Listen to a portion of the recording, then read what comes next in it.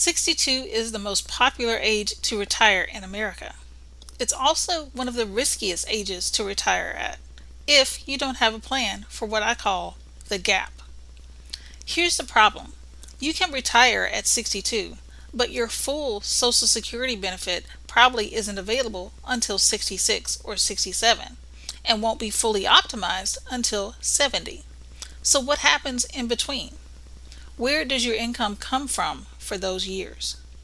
Most people answer that question with a guess. By the end of this video, you're going to have an actual answer, 4 real strategies to bridge that gap, and how to know which one fits you. Let's put real numbers on this.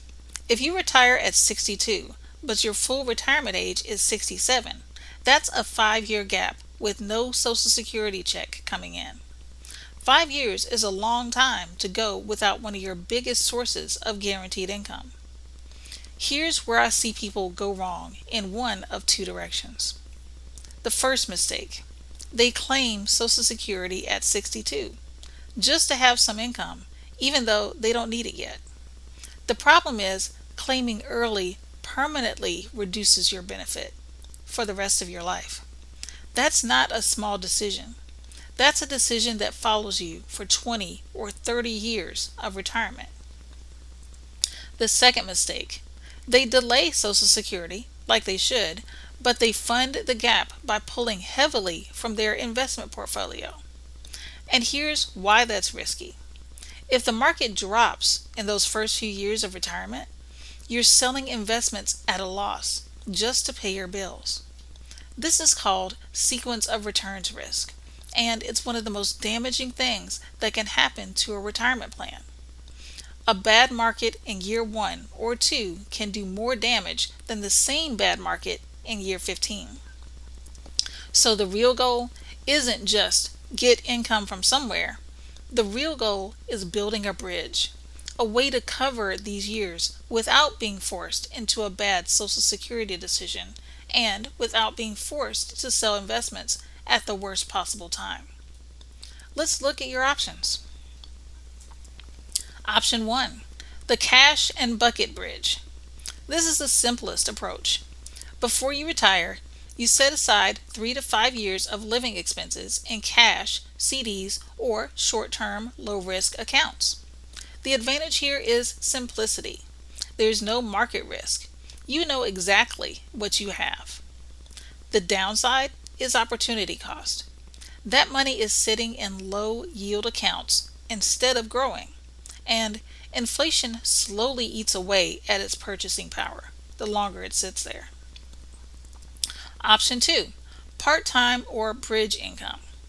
Some retirees cover part of this gap with consulting work, part-time employment, or even a passion project that brings in income. The advantage is flexibility. You can start or stop anytime, and it keeps you engaged. The downside is that it's not guaranteed. It depends on your health, the job market, and frankly, whether you still want to be working in your 60s. Option 3, portfolio withdrawals. This is the most common approach I see. People simply draw down their IRA or brokerage account during the gap years. The advantage is that it allows your Social Security benefit to keep growing in the background while you delay claiming it.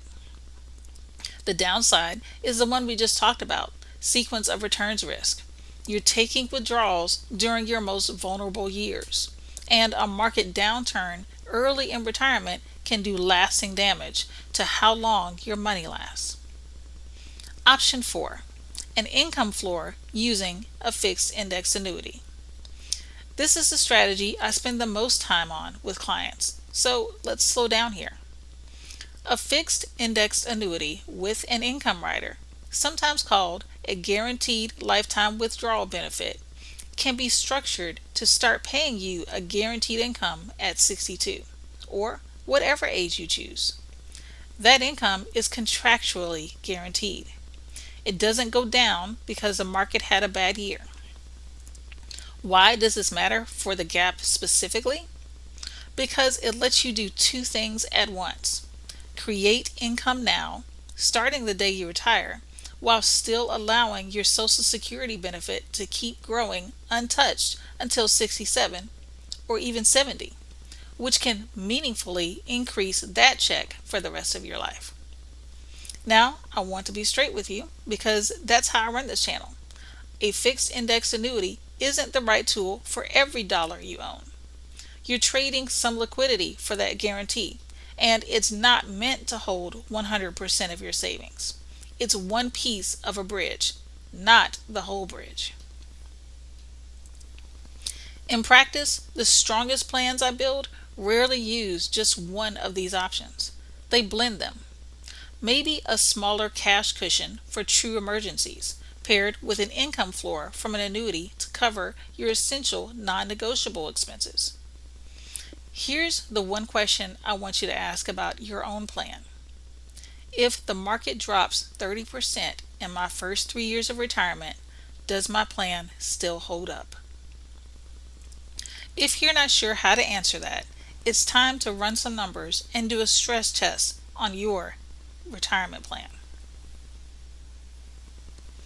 Retiring at 62 is absolutely doable, but doable depends entirely on whether you have a real bridge plan, not just a hope that things work out.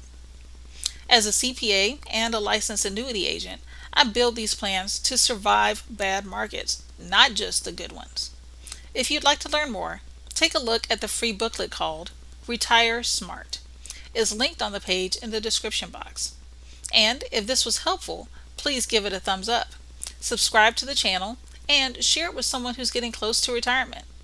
In my next video, I discuss retiring at 67.